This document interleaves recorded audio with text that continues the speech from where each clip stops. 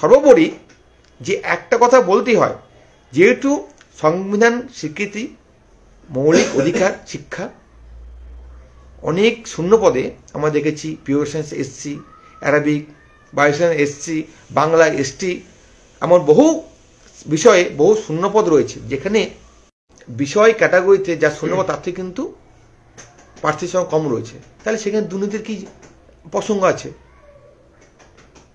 তারা কি অপরাধ করলো? যারা মেধা তালিকায় শূন্যপদ রয়েছে 1012টি, ক্যান্ডিডেট রয়েছে 272টি, কাউন্সিলিংয়ে এসছে 180 জন, সেই 180 জন প্রার্থীর অপরাধ কি? যে প্রার্থী ভূগোলে 1 র্যাঙ্ক করেছে, যে প্রার্থী ইতিহাসে 1 র্যাঙ্ক করেছে, যে প্রার্থী পিওর সায়েন্সে 1 র্যাঙ্ক করেছে, যে প্রার্থী বায়োসায়েন্সে 1 র্যাঙ্ক করেছে, বা প্রথম সারিতে রয়েছে, যাদের দূর দূরান্ত থেকে দুর্নীতির কোনো গল্প নেই, তাদের কি অপরাধ? তারা কেন 10টি বছর অপেক্ষা করছে? তার উত্তর তো দিতেই হবে। তার উত্তর তো পশ্চিমবঙ্গ আপার চাকরি মঞ্চকে নিতেই হবে। কেন পশ্চিমবঙ্গ আপার চাকরি মঞ্চ যোগ্য প্রার্থী নিয়োগের কথা বলছে? আজকে যে 14,339 শূন্য পদে 13,334 প্রার্থীর যে প্যানেল প্রকাশ হয়েছে, আমরা দেখেছি সেখানে 8,900 প্রার্থীকে প্রথম কাউন্সিলে ডাকা হয়েছে। কি দেখলাম? 12.5% অনুপস্থিত। তাহলে যোগ্য প্রার্থী ছিল বলে তারা অনুপস্থিত হয়েছে, তাদের কাছে বিকল্প কোনো একটা চাকরি রয়েছে। তাহলে যোগ্য প্রার্থী ডাক পেয়েছিল বলেই আজকে তারা 1025 জন প্রার্থী তার কাউন্সিলে ডাক পেয়ে এলেন না। তাহলে সে 1025 জন যে প্রার্থী তারা তো যোগ্য ছিল বলেই চাকরির ডাক পেয়েও তারা কিন্তু কাউন্সিলিং এলো না। আজ যদি এই নিয়োগটা 14 সালে বিজ্ঞপ্তি, 15 সাল পরীক্ষা, 16তে রেজাল্ট, 16তে নিয়োগ বিজ্ঞপ্তি, যে 16 সালে যদি নিয়োগটা হতো তারা সেই চাকরির অধিকার তাদের ছিল, তাহলে কোথাও না কোথাও সেই অধিকার তাদেরকে মৌলিক অধিকার খর্ব করা হলো। আজকে একজন আমাদের অনেকের সঙ্গে যোগাযোগ করেছে বা আমরা একটা বার্তা পেয়েছি যে তিনি আপার প্রাইমারিতে নিয়োগের জন্য তার অধীর আগ্রহে রয়েছেন, কিন্তু হয়তো তিনি 2017 সালে প্রাইমারি চাকরি জয়েন করেছেন বা হয়তো 21-এ করেছেন, কিন্তু স্কুল তার যে র্যাঙ্ক বহু দূরে হওয়ার জন্য তিনি স্কুলে জয়েন কাউন্সিলিংয়ে অংশগ্রহণ করলেন না। তাহলে তো কখনো কত তাকে তো তার যোগ্যতা মেধাকে বঞ্চিত করা হলো। তার কারণটাই হচ্ছে এই দীর্ঘ 10 বছরের নিয়োগ প্রক্রিয়া বিলম্বিত করার ফলে একজন যোগ্য প্রার্থী যে 16 সালে এই যদি নিয়োগটা হতো সেখানে তার যোগ্যতা মেধা নিয়ে কিন্তু আপার প্রাইমারি চাকরিটা পেতেন। কিন্তু আজকে 2024 সালে এসে বা 23 সালে যখন নভেম্বর ডিসেম্বরে কাউন্সিলিংটা হলো, তখন তিনি দেখলেন যে আমার যেহেতু অন্য একটা চাকরি রয়েছে, আমি এটা করবো না, যেহেতু দীর্ঘদিন ধরে নিয়োগ নেই। যোগ্য প্রার্থীদের কথা ভেবে তিনি তার ভাই বোন দাদা দিদিদের কথা ভেবে তিনি কিন্তু স্কুলে আসেননি, কাউন্সিলিংয়ে অংশগ্রহণ করেননি। তিনি অংশ না করার জন্য হয়তো অপেক্ষামান তালিকায় বহু যোগ্য প্রার্থীদেরও আবার চাকরির সুযোগ বৃদ্ধি হলো, কিন্তু সেটা তো ঠিক আছে। কিন্তু যেটা বলার যে 13,334 যে মেধা তালিকা রয়েছে বা 8,900 যে ইম্পর্টেন্ট প্রার্থীর কাউন্সিলিং হলো, তাদের মধ্যে তো একটা বিস্তর যোগ্য প্রার্থী রয়েছে।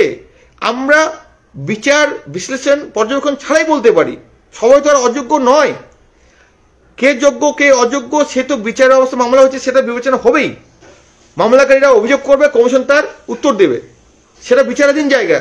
কিন্তু একটা সার্বিক যদি জায়গা থেকে আমি দেখি বা আমরা দেখি, তাহলে সেই জায়গাটা বলার যে আজকে কোথাও এই দীর্ঘ নিয়োগ প্রক্রিয়া 10 বছর অতিক্রান্ত হওয়ার পরে যোগ্য প্রার্থীরা কিন্তু ক্ষতিগ্রস্ত হচ্ছে।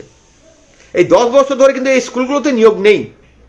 আজকে প্রবীণ সুনামধন্য সিনিয়রজি যারা আমরা শ্রদ্ধা করি তাদেরকে নমস্কার জানাই বা তাদের প্রতি আন্তরিকভাবে কৃতজ্ঞতা, তারা কিন্তু আজকে বলেছেন যে জজ সাহেব এই দীর্ঘদিন ধরে নিয়োগ নেই, স্কুলগুলো ক্ষতিগ্রস্ত হচ্ছে, ফান্ডামেন্টাল রাইট রয়েছে, সাংবিধানিক অধিকার রয়েছে, 5ম থেকে 8ম শ্রেণী, এলিমেন্টারি এডুকেশন, এই 14,339 শূন্যপদের পাশাপাশি 2019 সালে কিন্তু কমিশন আদালত জানিয়েছিল যে তাদের কাছে 5,001টি নতুন যে রিটায়ারমেন্ট ভ্যাকেন্সি রয়েছে। তারা জানিয়েছে যে 2019 সালে ফেব্রুয়ারি মাসে যে 17টি 3 স্কুলে নিউ সেট আপ হয়েছে, সেই শূন্যপদ 5,108টি, এটাকে এখানে যুক্ত করা হোক। সাধুবাদ, তারা শিক্ষার জায়গা থেকে বলছেন যে 14,000 জায়গায় আরও যদি 5,000 10,000 নিয়োগ হয় তাহলে স্কুলগুলো আরও ভালো হবে, কারণ নিউ সেট আপ স্কুলগুলোতে শিক্ষক নেই। সাধুবাদ। কিন্তু এই চিন্তা ভাবনা থেকে এটাই ভাবার যে এতদিন 10 বছর পর মনে হচ্ছে যে নিয়োগটা 2016 সালে হওয়ার কথা, মামলা হয়েছে 2019-এ। আমি যে মামলার কথা বলি, মামলা হয়েছে কবে? মার্চ 2019। তাহলে মার্চ 2019 আজ জানুয়ারি 2024, তাহলে কতগুলো বছর অতিক্রান্ত হলো। তাহলে সেই সমস্ত মহান সুনামধন্য প্রবীণ আমরা যথেষ্ট শ্রদ্ধা নিয়ে তাদের প্রতি আন্তরিকভাবে মর্যাদা রেখে কথা বলতে চাই, তাহলে তাদের এখনো মনে হচ্ছে না যে এই নিয়োগটা সমাধান প্রয়োজন? আপনারাই তো বলছেন যে নিয়োগটা না হওয়ার জন্য দীর্ঘদিন ধরে প্রচুর শূন্যপদ রয়েছে, স্কুলগুলো শিক্ষক পায়নি। নিউজ সেটা 5101টি শূন্যপদ রয়েছে, রিটায়ারমেন্ট ভ্যাকেন্সি রয়েছে 501। সাধুবাদ, অবশ্যই স্কুলে শিক্ষক নিয়োগ প্রয়োজন। স্কুলগুলো শিক্ষক পায়নি, শিক্ষা ব্যবস্থা ক্ষতিগ্রস্ত হচ্ছে, ফান্ডামেন্টাল রাইট সেটা লঙ্ঘন হচ্ছে।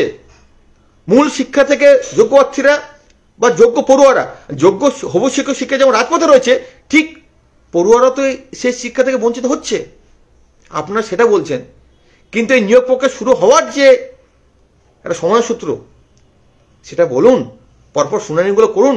যেখানে বিচারপতি বলছেন যে 22শে ডিসেম্বর বলেছেন যে এই নিয়োগ প্রক্রিয়া অবিলম্বে শুনানি সম্পন্ন করে সমাধান সূত্র দরকার, তার জন্য 9 তারিখ, 10 তারিখ, 11 তারিখ শুনানি সম্পন্ন করতে হবে। তার জন্য আজকে শুনানি হয়েছে, আগামীকাল রাখা হয়েছে। দুপুর 2টোর সময় যে শুনানি হওয়ার কথা সেটা দুপুর 12টার সময় রাখা হয়েছে। কেন? 12টা থেকে 4টা বা 4:30, একটা সময় যেন 2 ঘন্টা আমরা বেশি পেতে পারি। বিচারপতি নিজে এই সমাধান সূত্র করার জন্য সময় রাখছেন। আজকে শুনানি রেখেছিলেন, আগামীকাল রেখেছিলেন, তারপর দিনও হয়তো রাখতে পারেন। কেন? এই মামলাটা শুনানি সম্পন্ন করতে চাইছেন। যোগ্য প্রার্থীরা দিনের পর রাজপথে বসে থাকবে। আজ যদি কলকাতা তিলোত্তমার বুকে আমরা 401 দিন ধরে রাজপথে বসে রয়েছি, আরো অন্যান্য মঞ্চ গান্ধী মূর্তি হাজার অতিরিক্ত দিন রয়েছে, যদিও হবু শিক্ষিকারা যদি রাজপথে তিলোত্তমার ধর্ণা মঞ্চে থাকে, তাহলে আগামী প্রজন্মকে শিক্ষা দেবে কারা? বাংলারই মান কিভাবে উজ্জ্বল হবে?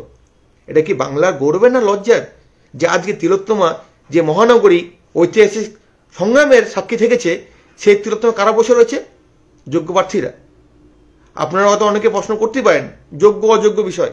আপার প্রাইমারি এমন একটি নিয়োগ প্রক্রিয়া, দীর্ঘ 10 বছরে সরকারের যে ঘোষিত শূন্যপদ 14,339 একজনকে নিয়োগ করা হয়নি। তাহলে যোগ্য অযোগ্য বিচার করার আগে ভাবতে হবে আপার প্রাইমারিতে একজন চাকরি পায়নি,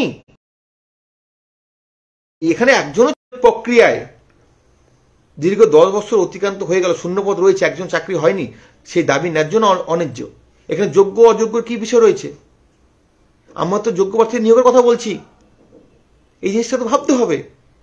সেই সকল হবু শিক্ষক শিক্ষিকারা যদি রাজপথে থাকে, তাহলে সেই শিক্ষা ব্যবস্থা বাংলায় খুব গৌরবের না লজ্জার?